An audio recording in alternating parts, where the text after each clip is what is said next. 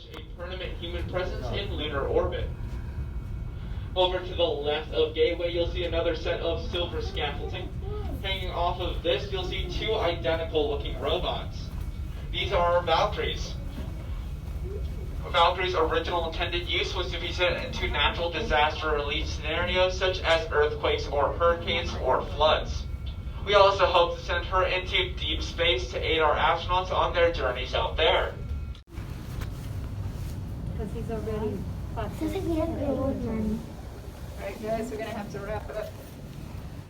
Okay, here we are at NASA. We are going to go in and check out the Artemis project. Anything related to the moon or Artemis. We got the Falcon 9, one of my favorites. Doesn't that look like a TR-3B on the bottom? Totally. We'll go up there later, but yes, we're going in.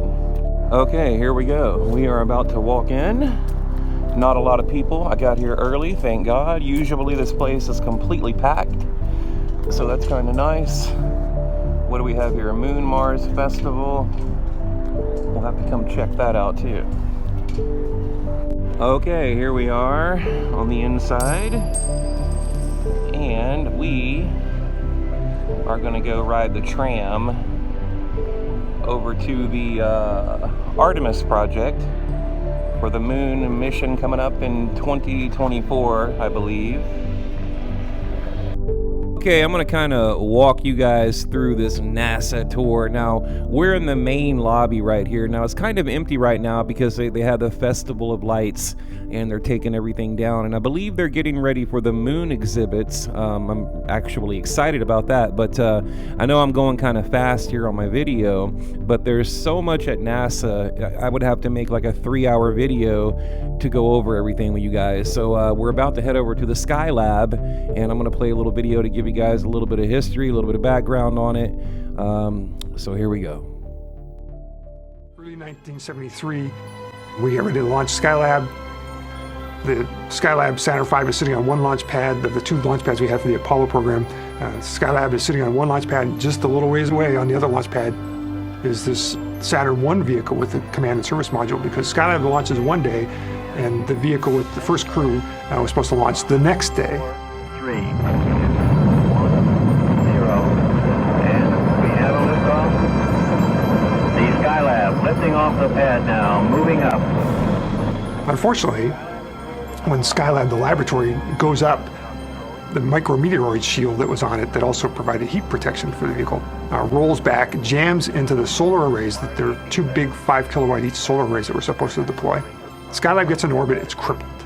And we're in big trouble because Skylab needs that energy from those big solar arrays to operate and for the mission to be successful. And in 10 days, they quickly come up with a plan. We had people sew together a parasol sunshade that they could erect outside the station. They came up with some equipment that the crews could use to try and unstick the giant solar array that was stuck. And Pete Conrad and his crew, the first Skylab crew, go launch 10 days later and save the entire program.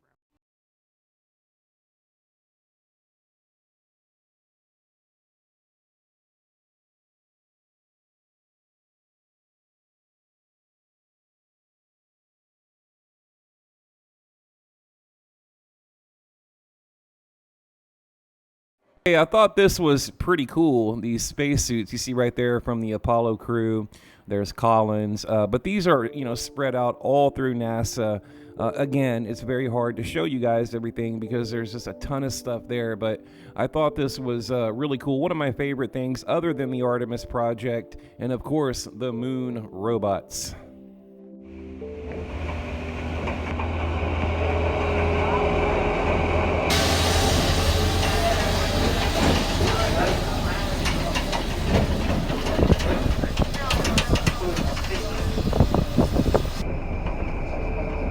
To the left of this large set plot of land with longhorn cattle grazing in our pasture. This area.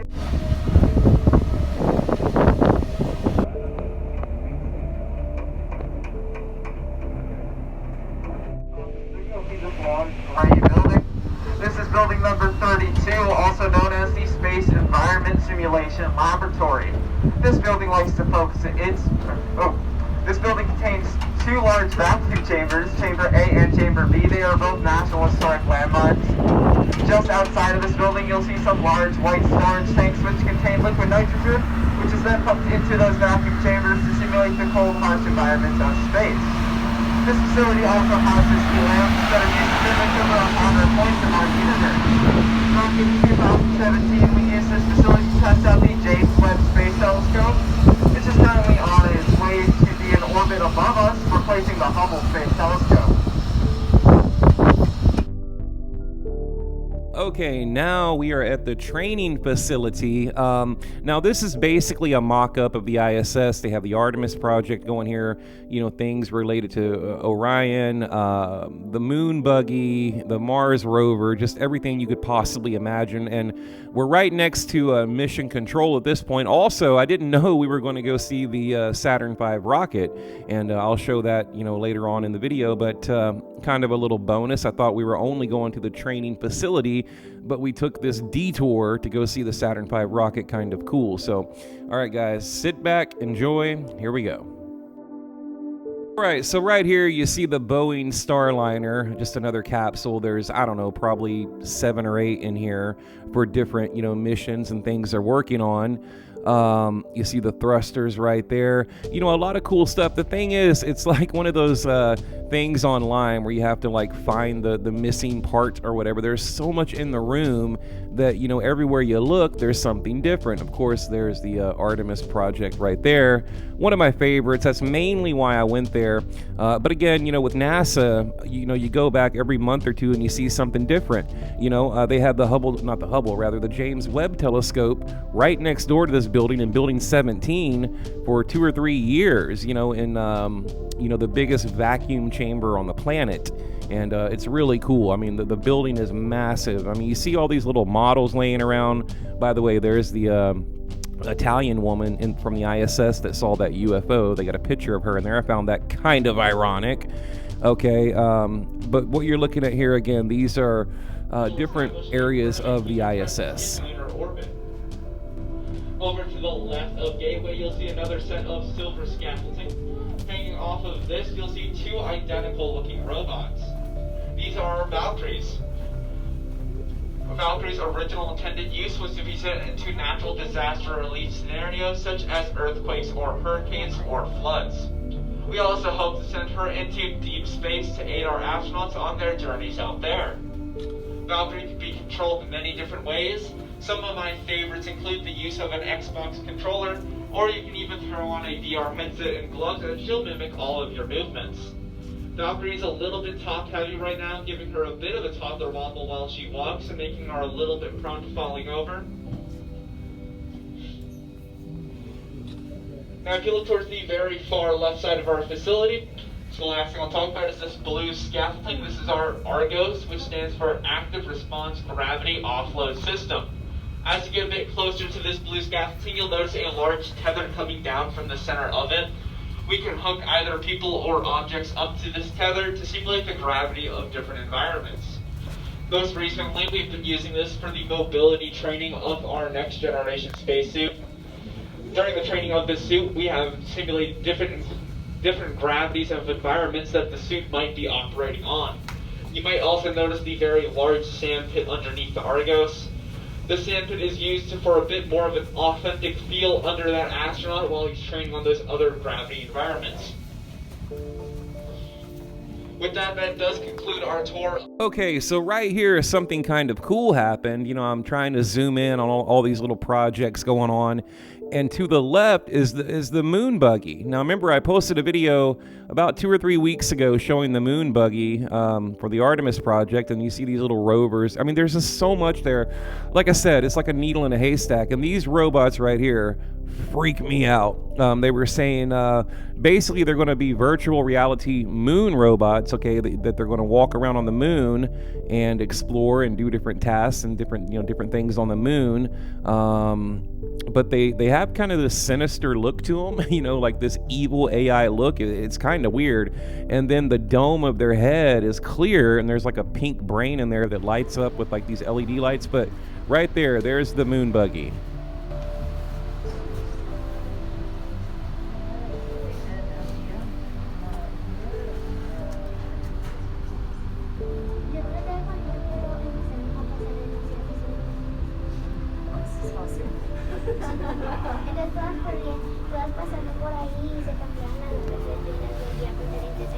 Is that for the lunar buggy? The Yes, moon? yes, that's the newer one. So I it's saw actually that coming pressurized. in the back gate like 2 weeks ago. Yep, usually they drive it around for. Yeah, I got a video of it on here, but it was on the back of a truck. You know what I mean? I think they took it down to Galveston or someplace down there a few months ago. Oh, really? Are they going to display it here ever or no? Sometimes you get lucky and they drive it outside, but that's very, very rare. Right. Yeah, I got about a 30-second video. Landings of our Apollo program, our astronauts brought back over 800 pounds of moon rocks, core samples, and dust. This building houses about 85%. Before, Building 17 has a few jobs. Other than housing the Orion Project office, this building also contains the Space Food Systems Laboratory, where food is tested and processed before spaceflight.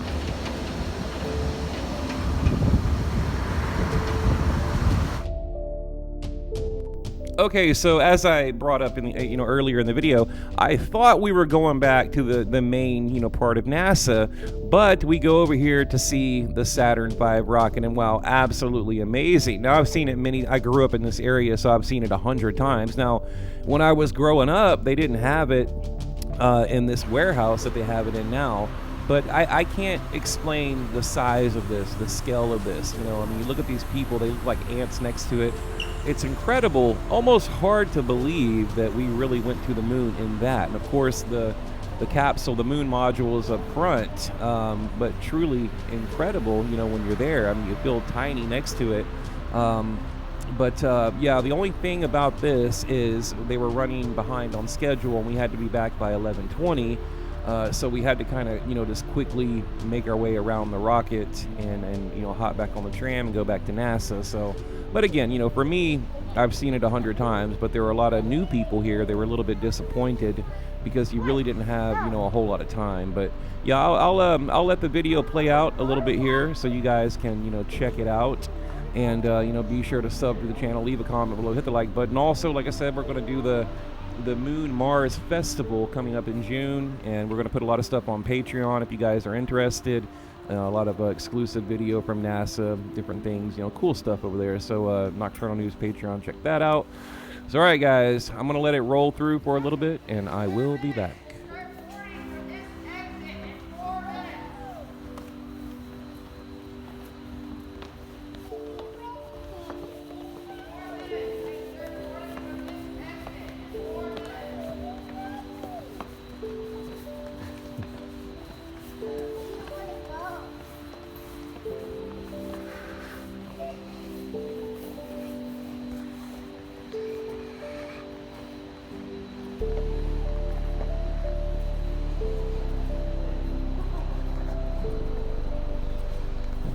So hard to film.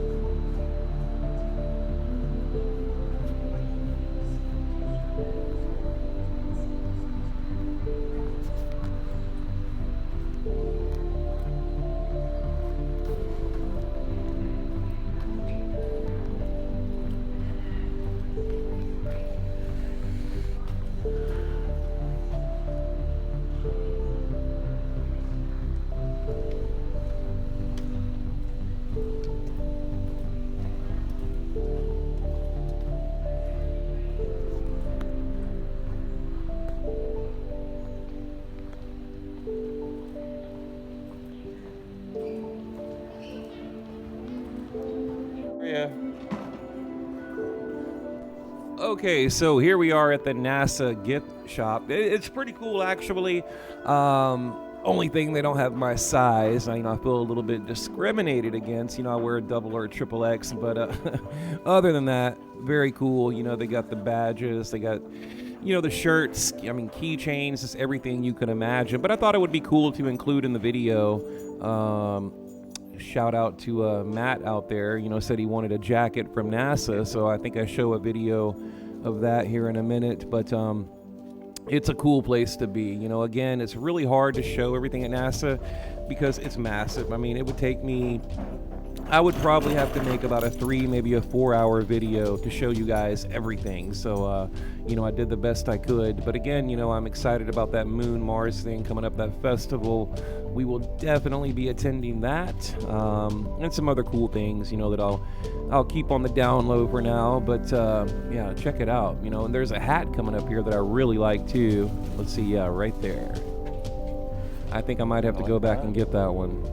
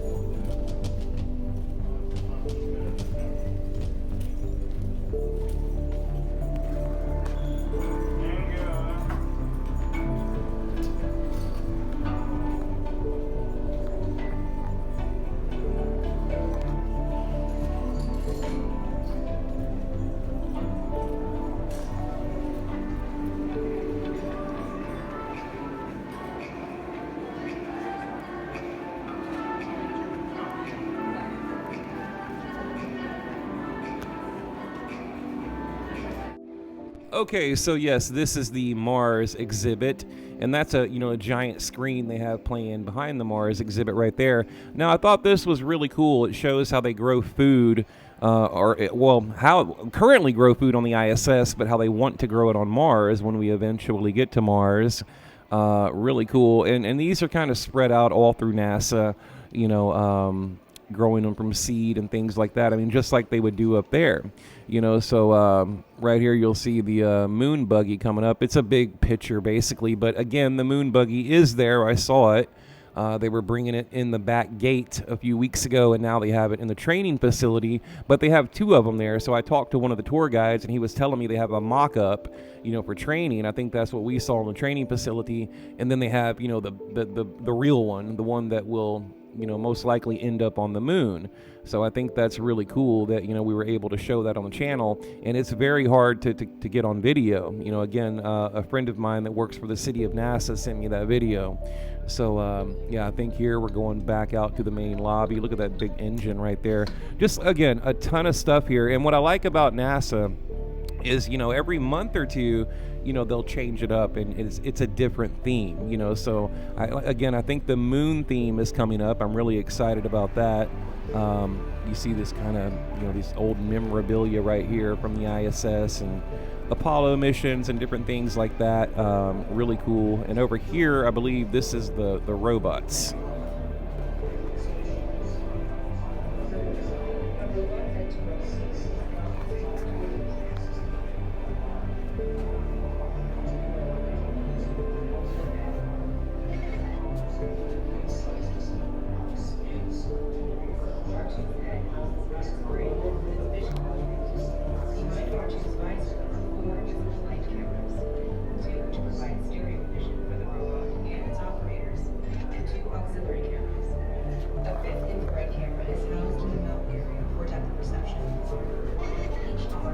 All right, so there you have it. So you guys, look, please sub to the channel. At least leave a comment below. Hit the like button. I'm going to be bringing a lot of video from NASA, some really cool exclusive stuff. So you guys stay tuned, and thank you for watching.